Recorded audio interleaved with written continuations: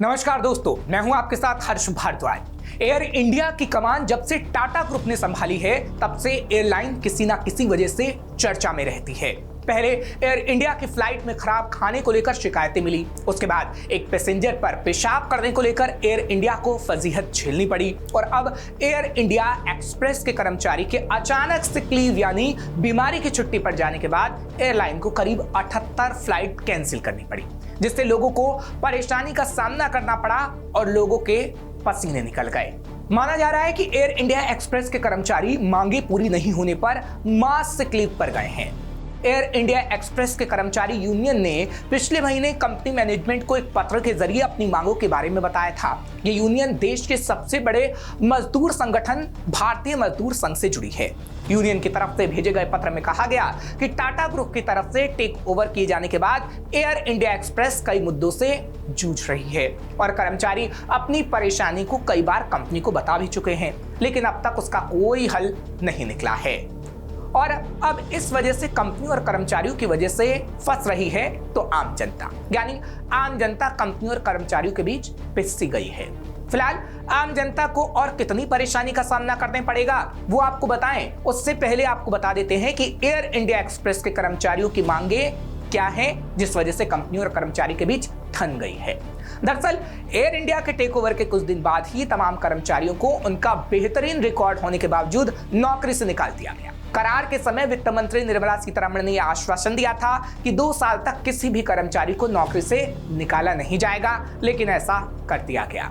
Code of conduct के तहत whistle blower concept का जिक्र भी किया गया, लेकिन काफी हद तक बॉस की ही चलती है और अगर कोई डिपार्टमेंट या कर्मचारी अपनी तरफ से बात उठाना चाहता है तो उसे टाउन हॉल के दौरान चुप करा दिया जाता है। सैलरी, अनुभव और मेरिट के बेस पर कर्मचारियों के बीच असमानता का व्यवहार होता है, यानी सैलरी अनुभव के अनुरूप नहीं मिलती, जितना अनुभव है उससे बहुत कम सैलरी मिलती है। कर्मचारियों की तरफ से यह भी कहा गया है कि एयर इंडिया एक्सप्रेस के तमाम कर्मचारियों की तरफ से हायर रैंक के लिए इंटरव्यू क्लियर करने के बावजूद भी लोअर ग्रेड जॉब दी जाती है।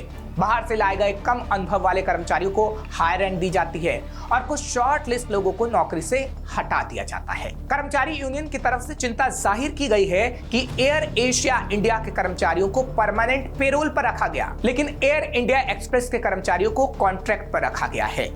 कर्मचारियों ने एचआरए, ट्रेवल अलाउंस, महंगाई भत्ते के लिए भी शिकायत दर्ज कराई है। कर्मचारियों की तरफ से कहा गया है कि एयर एशिया इंडिया के साथ मर्जर से पहले जो भत्ते उन्हें मिलते थे अब उन्हें हटा दिया गया है। इससे उनकी सैलरी बेहद कम हो गई है। कर्मचारियों ने यह भी कहा कि एयरलाइन मिसमैनेजमेंट से गुजर रही है। इसका असर कर्मचारियों के काम के साथ ही कस्टमर एक्सपीरियंस पर भी पड़ रहा है। इससे पूरी कंपनी की परफॉर्मेंस काफी प्रभावित हो रही है और कंपनी धीरे धीरे निचले स्तर पर जा रही है। चलिए, ये तो बात हुई कर्मचारियों की। अब बात करते हैं कंपनी की कि आखिर कंपनी क्या कुछ कहती है, यानी एयर इंडिया एक्सप्रेस की तरफ से क्या कुछ कहा गया है वो आपको बताते हैं। दरअसल एयर इंडिया एक्सप्रेस ने कहा कि कुछ केबिन क्रू मेंबर अचानक बीमार हो गए, इस कारण कुछ फ्लाइट में देरी हुई और कुछ को रद्द करना पड़ा। इसके साथ हमारी ये कोशिश है कि यात्रियों को कम से कम परेशानी हो। एयर इंडिया एक्सप्रेस ने अचानक यात्रियों के लिए हुई परेशानी के लिए माफी तक मांगी। एयर इंडिया एक्सप्रेस की तरफ से यह भी कहा गया कि जिन यात्रियों की फ्लाइट रद्द हुई है उन्हें पूरा पैसा वापस किया जाएगा या उनकी फ्लाइट को किसी दूसरी तारीख के लिए निःशुल्क बदला जाएगा, यानी कोई पैसा उनसे नहीं लिया जाएगा। एयरलाइन ने सफर करने वाले यात्रियों से कहा कि एयरपोर्ट पहुंचने से पहले ये देख लें कि उनकी फ्लाइट रद्द तो नहीं हो गई है। फिलहाल आपको बता दें कि एयर इंडिया एक्सप्रेस दरअसल एयर इंडिया की सहयोगी कंपनी है, जिसकी शुरुआत साल 2005 में की गई थी। क्रू मेंबर के अचानक बीमारी की छुट्टी पर जाने और एयरलाइंस के हजारों यात्रियों को हुई परेशानी की गंभीरता को लेते हुए एयरलाइन ने अब सख्ती दिखाना भी शुरू कर दिया है और करीब 30 सीनियर क्रू मेंबर्स को टर्मिनेशन नोटिस थमा दिया। फिलहाल ये कोई नई बात नहीं है, पहली बार नहीं हो रहा है जब ऐसा हुआ हो। दरअसल टाटा ग्रुप की एयरलाइंस एयर इंडिया एक्सप्रेस को पिछले साल ही दिसंबर 2023 में लेबर मिनिस्ट्री की तरफ से नोटिस जारी किया गया था। ये नोटिस एयरलाइन मैनेजमेंट और केबिन क्रू के बीच विवादों को लेकर कुछ नियमों के उल्लंघन के बाद जारी किया गया था, लेकिन उसके बाद भी विवाद नहीं सुलझा और एक बार फिर कंपनी और कर्मचारी के बीच आम जनता पिसती हुई नजर आई। और सिर्फ एयर इंडिया एक्सप्रेस या फिर एयर इंडिया ही नहीं बल्कि इसकी एक और कंपनी में बीते दिनों मर्जर प्रक्रिया के बीच में कुछ इसी तरह के हालात देखने को मिले थे। हम बता रहे हैं विस्तारा एयरलाइंस के बारे में। जब टाटा ग्रुप की विस्तारा ने पिछले महीने 110 उड़ानें अचानक रद्द कर दी थी और इसके पीछे भी कर्मचारियों की कमी बताई गई थी, यानी कर्मचारी नहीं है और इस वजह से फ्लाइटें रद्द कर दी गई। तब कंपनी के प्रवक्ता ने बताया था कि विस्तारा पायलटों की कमी से जूझ रही है, ऐसे में उड़ानों में कटौती करने का फैसला किया गया है। उस समय लगभग 160 से ज्यादा फ्लाइट लेट हुई थी। तब भी कंपनी और कर्मचारियों के बीच आम जनता ही पिसती हुई नजर आई थी। वैसे फ्लाइट कैंसिल करने और समय पर उड़ानों का संचालन करने में एयर इंडिया और उसकी सहयोगी कंपनी का प्रदर्शन कम हुआ है।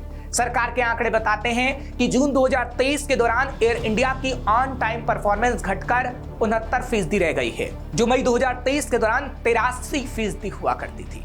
यानी एक महीने में ऑन टाइम परफॉर्मेंस का 13% घटना किसी भी भारतीय एयरलाइन के लिए अब तक का सबसे खराब आंकड़ा है और ये खराब प्रदर्शन 2024 में भी जारी है, जो ये बताता है कि सरकार चाहे कितने भी नोटिस कंपनी को दे दे और उसमें सुधार करने को कहे, लेकिन हालात जस के तस बने रहते हैं।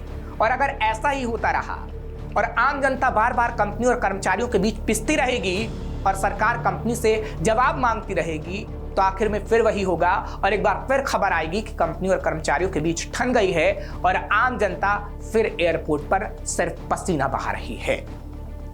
फिलहाल ऐसी और खबरों के लिए आप देखते रहिए श्रेष्ठ भारत। श्रेष्ठ भारत पर खबरों से जुड़े रहने के लिए चैनल को सब्सक्राइब करें, बेल आइकन दबाएं और देखते रहें श्रेष्ठ भारत।